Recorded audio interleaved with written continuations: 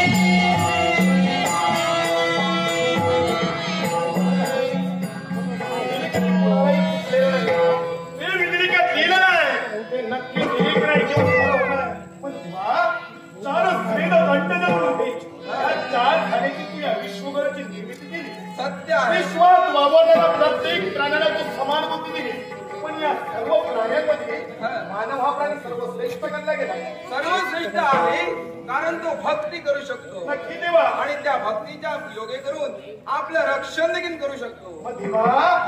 तोच मानव आणि तिच्या मार्गाला जातोय, अधर्माच्या मार्गाला जातोय. कलीचा प्रभाव एवढा वाढलेला आहे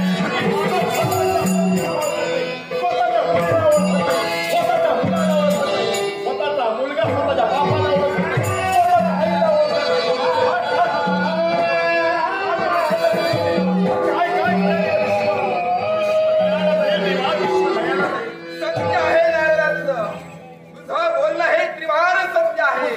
पाहतोय मी सांप्रत कलियुगाच्या ठिकाणी जे बोललास ते त्रिवार सत्य आहे. मग तुला ऐकायचं असेल तर हा महाविष्णू नवनाट्य आहे.